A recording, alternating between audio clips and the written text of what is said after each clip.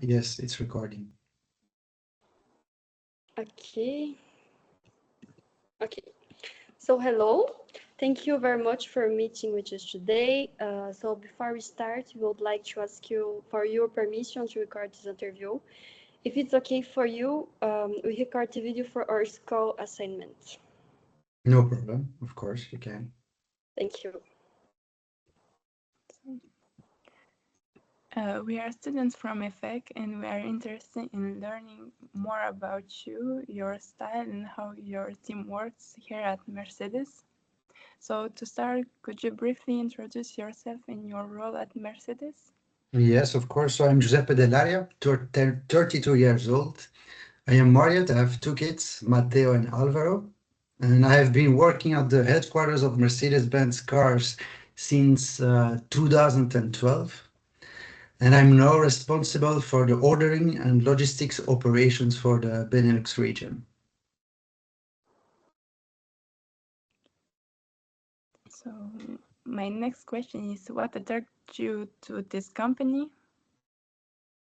I have always been passionate about cars. I think it's in the family.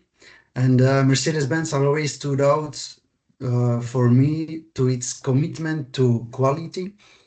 And I have also admired from since young age the brand successes at the Formula One. And at the end, it's a real honor for me, and I am proud to work for such a iconic company. All right. So now I would like to talk about your department. Could you describe your department and its main responsibilities?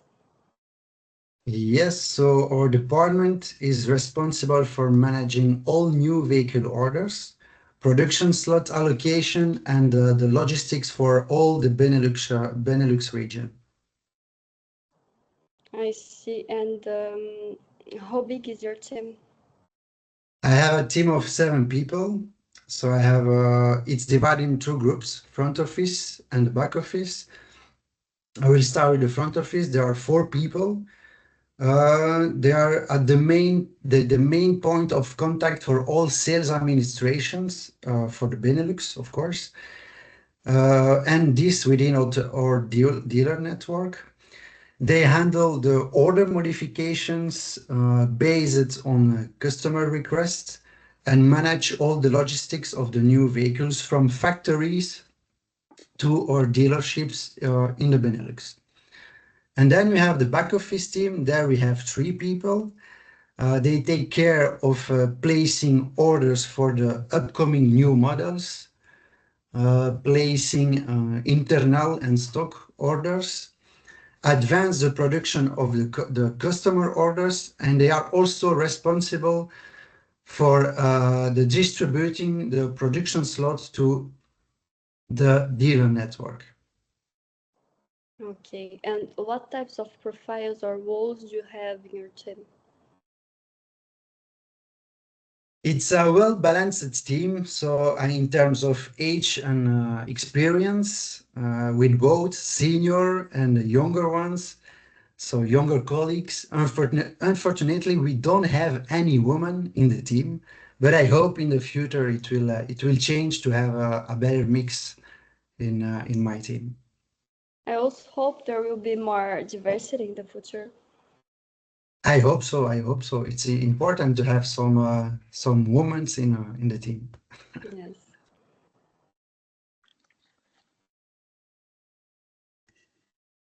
My next question is how does your department collaborate with other departments in the company?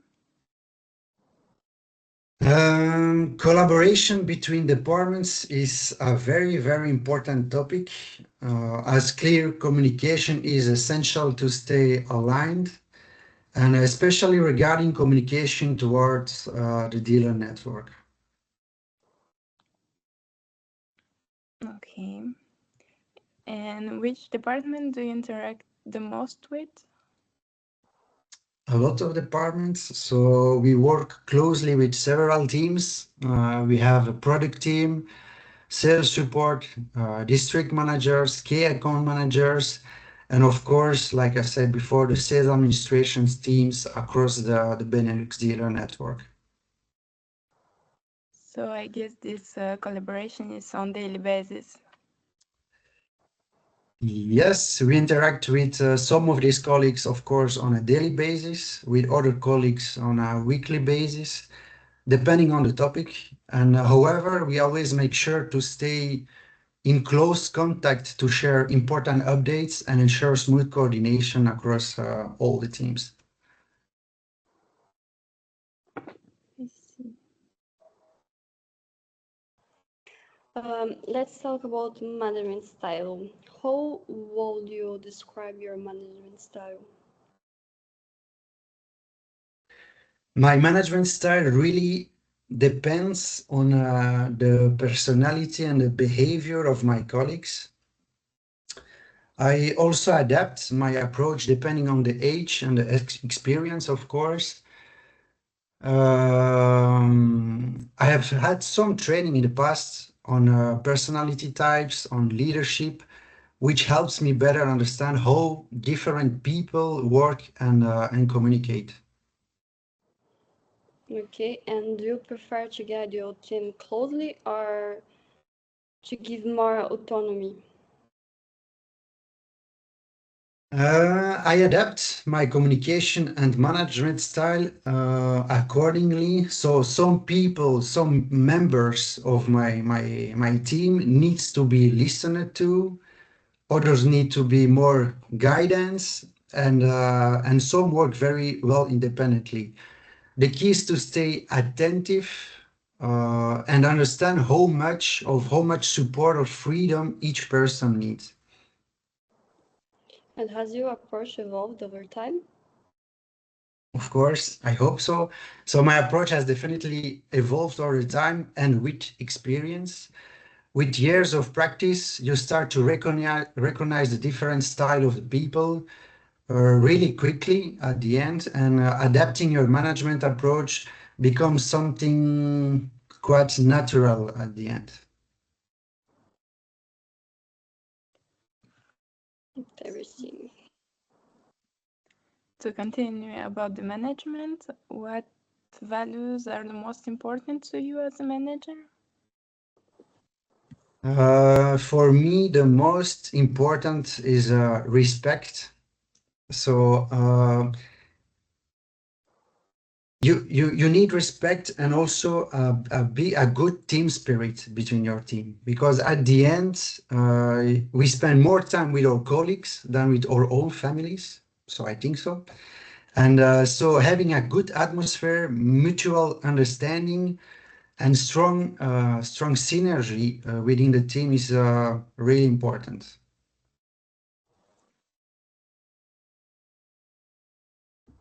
And how do you pass these values on your team?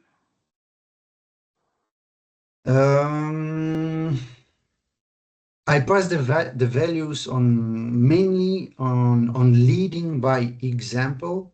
I think so, and treating everyone with fairness and respect, and creating an environment where people feel comfortable. Okay, now about communication. What do you consider most important when communicating with your team? The most important thing in communication is clarity and transparency. I think it's essential that everyone understands not only the information, but also the reason behind certain decisions or actions. I always make sure that I always make sure to explain things clearly and to verify that the message has been understood by everyone of the team, of course. And do you adapt your communication style depending on the person or not?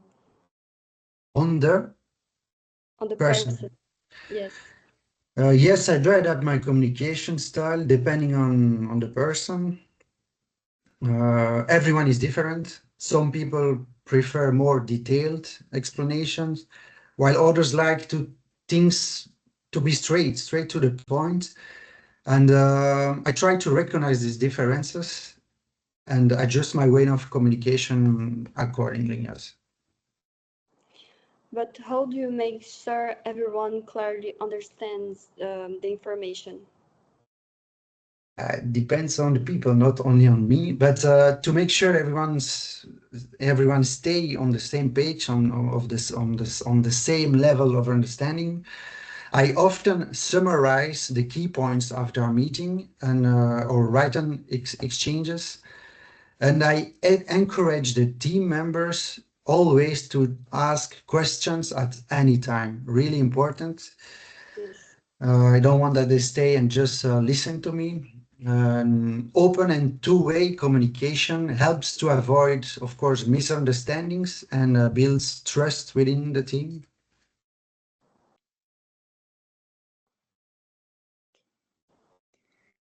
Let's talk about some motivations. How do you keep your team motivated, especially during busy or stressful periods? Complicated one. I know. I will. I believe that keeping a team motivated start with understanding the people, understanding each people's strengths, the goals, and what really drives them. So I focus on creating a supportive environment and don't simply delegate tasks to my colleagues. And instead, I try to guide and, if needed, support my team with their tasks, of course. I see. Um, so I guess you use a lot of feedbacks, recognition, or other forms or rewards. I use a combination of regular feedback and recognition, and I make sure to acknowledge both small and big wins. Not only the small things, but not only the big wins. I want to say of the big accomplishments, but also small wins. And can you give us a recent example? Yes, I can, of course. So, for example, one of my colleagues, one of my new teammates, let's say, was quite reserved in the beginning. And by working closely with him on a daily basis, giving him more uh, responsibility or progressive responsibilities, and supporting him in taking initiative, he grew significantly after 6 months, let's say. He became quite an expert, and after a year, he really came out of his shell and starting taking more responsibility within the team. So what I did to recognize his progress and thank him for his efforts, I arranged for him a car for a weekend from our experience center in Brussels. It's a small thing, but meaningful way to show appreciation and for his hard work, but also for his growth in the team. All right. Let's continue with conflict management. How do you handle disagreements or misunderstandings with the team? Another complicated question. When a disagreement or misunderstanding happens with the team, especially, of course, it's always quietly the same between senior members and young one. I always try to address it as soon as possible before it explodes or before it escalates. So I believe in open and honest communication, and it's important that everyone feels heard and respected, of course. Yes. And do you address them directly or individually? Usually, individually with the people involved, of course, to understand each point of view, but in a calm way. of course. And once I have a clear picture of the situation, I bring both parties together to discuss it openly and find constructive solutions, of course. But how do you ensure both sides feel understood? Both sides to feel understood. My goal is not, of course, to assign or to blame some people, but I maintain to maintain a positive spirit between the team. So by listening carefully to both sides, I think, and showing empathy, I make sure everyone feels respected and that we can move forward and together because in a professional way and a collaborative way. We cannot change colleagues from day one to another, so they need to try to find some solutions. And I can help, of course, to find it. So let's talk about meetings. How do you usually organize your team meetings? We have a fixed team meeting every Tuesday, so once a week. And do you use a fixed agenda or adapt it on the topic? Of course, it depends on. We have a fixed agenda, but if new topics come during the week, we try to address them as quickly as possible via Teams, like now, or if we are in remote working, or if we are in the office by scheduling a meeting on the same day. And do you send minutes or follow-up actions afterwards?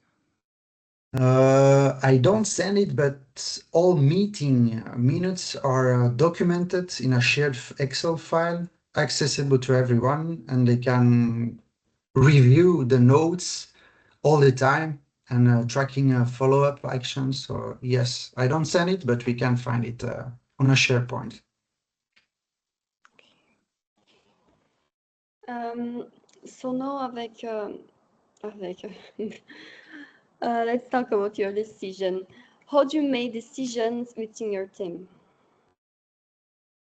In our team, I like, or maybe my idea is to generally take a collaborative decision for most topics, especially those that affect the teams and daily work. Yeah. And do you involve your team in the decision process or no? Yes, I encourage open discussion so everyone can share his idea. Okay, and in which situations you prefer to decide alone?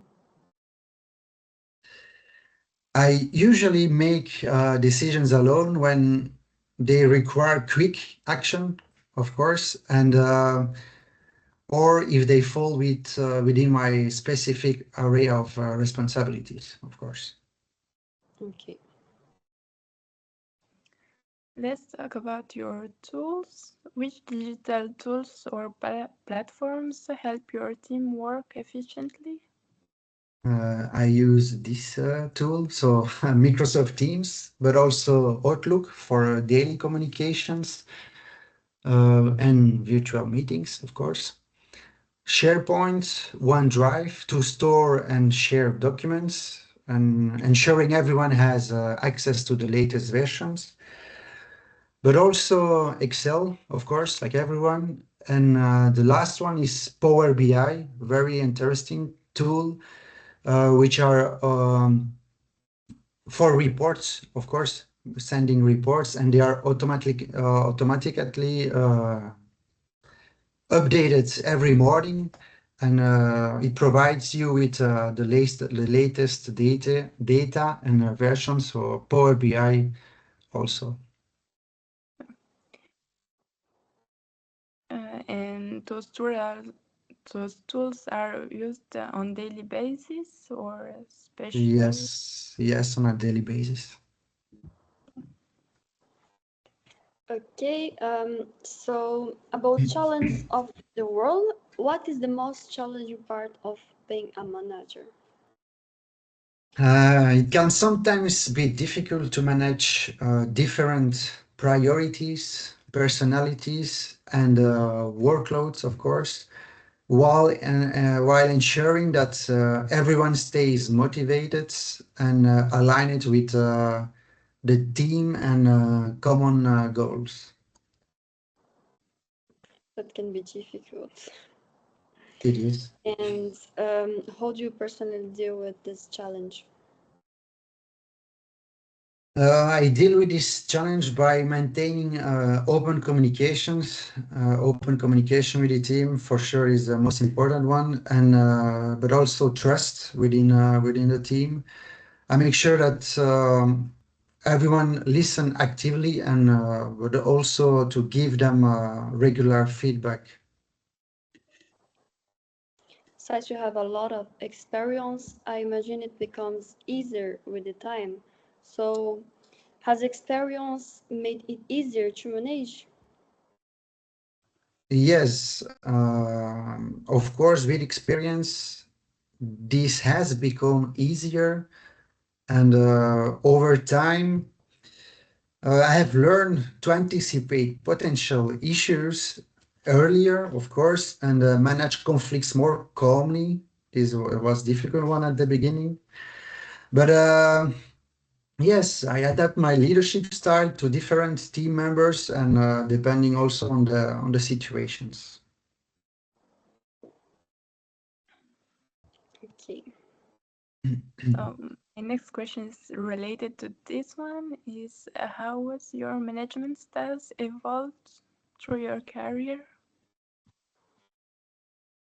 When I first became manager, I focused mostly on processes, performance, results, but also customer satisfaction. But over the years, I have learned that understanding people and helping them grow is just as important. And when you build a strong team based on trust and well-being, and of course respect, the results naturally follows. Was there a key experiment or a turning point that influenced you? Experiments, let's say, I was influenced by several managers, of course, in my department, and I had the chance to work with several managers, and I observed different leadership styles, let's say, and I was especially inspired by those who showed respect, of course, one is the most important for me, but also they knew how to motivate people even in difficult times or busy times, let's say. Um, about advice for future managers, what advice would you give to someone who wants to work in management in the future? My main advice to someone who wants to improve in the management or to move on into management is focus on people first. Really, really, really important. And management isn't just about giving direction, but it's also about listening, supporting people in daily work, but also in private life if needed, and helping others to succeed, of course. Take the time to understand your team strengths, motivations, and challenges. Yes, Okay, and which skills do you think are essential for future managers? essential skills for managers. Essential skills for future managers include, of course, like I said before, strong communications, empathy to understand the people, adaptability, of course, in busy times, and the ability to make balanced decisions under high pressure, let's say. It's also important to be open to feedback. Not everyone is, but you have to. And really important is to continuously learn, because leadership is not a fixed tool or a fixed skill, but it's an ongoing process. And is there something you would recommend avoiding? Avoiding something, one thing I would recommend to avoid or avoiding is try to control everything like I did in the past, but and also doing all the work by yourself. Try to trust your team, to delegate some tasks effectively, and for sure create environments where people feel empowered and also feeling the willingness to take more responsibilities. Okay. And what are your goals for the next few years? In the next few years, my main goals are to continue developing my leadership and strategic management skills. And how do you think your department will evolve in the future? Our department will go through a major transformation in the coming years as we move towards the agency model. This change will have a significant impact, as many tasks that were previously handled by the dealers will now be managed directly by the headquarters. And as a result, our responsibilities will expand and the team will grow both in size and in expertise. It's a big shift, but also a great opportunity at the end to build stronger internal capabilities and provide an even more consistent customer experience. And what are the main challenges for managers today? One of the main challenges for managers today is leading through teams through constant change. You know it, technological changes, organizational changes, but also cultural. Balancing operational efficiency with employee engagement is not always easy. Another challenge is managing hybrid, remote working environments and ensuring that the communication and collaboration between the team and the teams remain strong. This is really complicated. And do you think artificial intelligence will change management or no? Yes, definitely with the time, artificial intelligence will change management in many ways. It will help with decision making by providing faster and more accurate data analysis, and yes, it will. Okay, and the last question, what would you like to see improve at Mercedes in the future? I would like to see continued improvements in communications and alignment between departments, especially as we transition to the new model.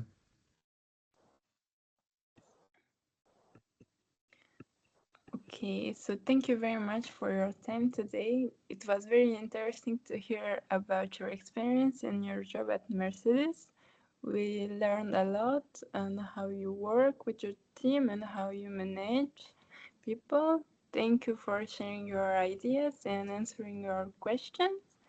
It was it really helps us for our school project and for our future. We really appreciate your time and your kindness, and have a nice day, and thank you again. Thank you very much. Same for me. It was a real pleasure. Thank you.